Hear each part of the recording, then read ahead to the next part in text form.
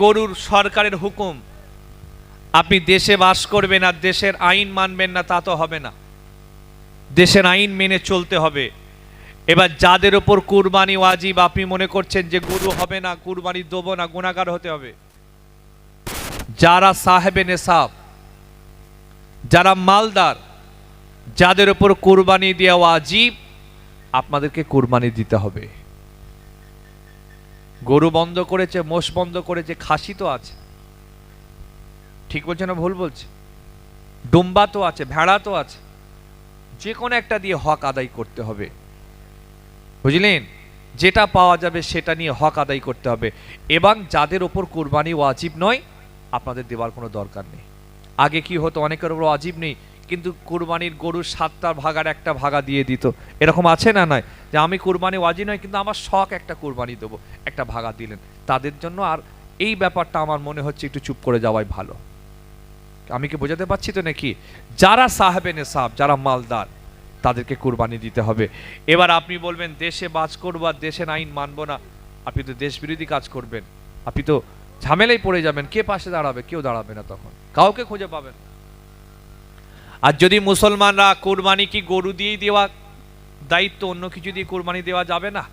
অনেকে পাগলা হয়ে যাচ্ছে, এত হুকুম আছে বাদ দিয়ে শুধু গরু নিয়ে পাগলা, যে গরুর গোশত বন্ধ হয়ে গেল কি হবে রে বাবা? আরে বন্ধ হয়েছে তো কি হয়েছে?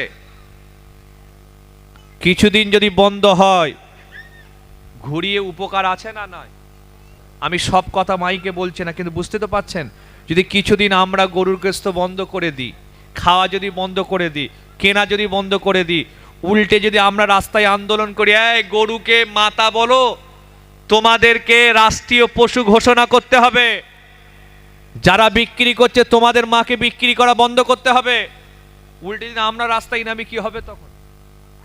কিছুদিন সবর করেন, শান্ত থাকেন, দেখবেন অন্য রকমের খেল চালু হবে। ঠিক বলছে না ভুল বলছে?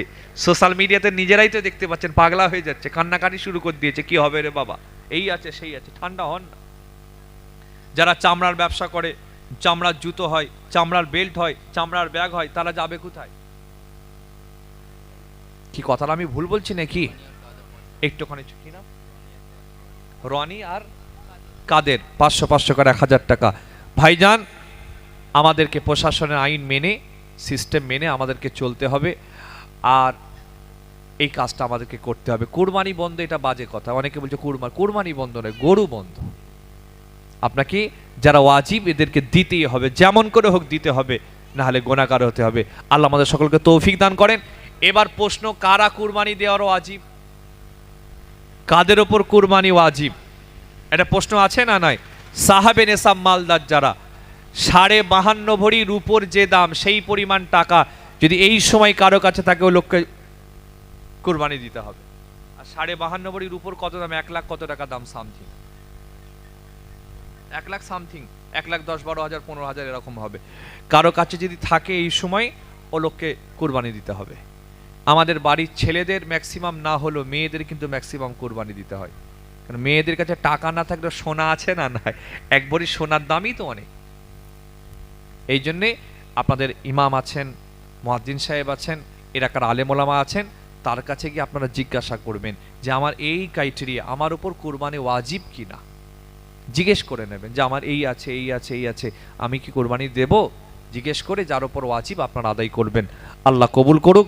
আমরা আর আমাদের জন্য খাস আল্লাহর কাছে দোয়া চাইবে তো নাকি? ইনশাআল্লাহ ভারতের জন্য, বাংলার জন্য আমাদের দায়িত্ব এসে গেছে প্রত্যেক দিন দোয়া চাওয়া। আল্লাহর কাছে তওবা দিতে হবে, কাঁদতে হবে, তবেই তো আল্লাহ আমাদেরকে আকাশের একটা যে মেঘলা আমাদের মাথায় এসেছে, আল্লাহ মেঘলাটা দূর করবেন ইনশাআল্লাহ। এই ভরসা রেখে আমি সংক্ষিপ্ত বক্তব্য এখানে ইতি করছি। আল্লাহ চাইলে আবার কথা বলবো। আশেপাশে যখন আসবেও, নাম যখন শুনবেন, ফুরফুরা শরীফের আমজেদ হুজুরের ছেলে সৈয়দ হাম্মাদ বুখারী আসছেন, যাবেন তো নাকি ইনশাআল্লাহ? যাবেন তো নাকি ইনশাআল্লাহ? আর ফুরফুরা শরীফে গেলে আমার বাড়িতে দাওয়াত আপনাদের, দাওয়াত আপনাদের। ফুরফুরা শরীফ যখন যাবেন, এই তো মাশাআল্লাহ, আমার বাড়িতে আসবেন, দাওয়াত আপনাদের। শুক্রবারে গেলে খুব ভালো হয়। আমার আব্বা হুজুর পীর কেবলা থাকেন, আমরাও থাকি, ফুরফুরার সমস্ত হুজুর ভাই সাহেবরা থাকেন। আমাদের বাড়িটা একটুখানি ভেতর দিকে, গরিব মানুষ তো আমরা, একটু বাঁশতলার ভেতরে থাকি, বুঝতে পেরেছেন তো, একটু ভেতরে। যে দাদা হুজুরের মাজারটা পার করে ছোট হুজুরের মাজার, সেইটা পার করে তালতালহাট পোল ব্রিজ, ঠিক ঠিক বলছি তো নাকি, পার করে ডান দিকে ঢুকতে হয়, একটুখানি ভেতরে যেতে হয়। সৈয়দ হোসেন বুখারী রহমাতুল্লাহর মাজার, বিশাল বড় লম্বা মাজার। আশা করি আপনারা সকলেই কম বেশি গেছেন, গেলে আসবেন, ইনশাল্লাহ দেখা হবে, কথা হবে।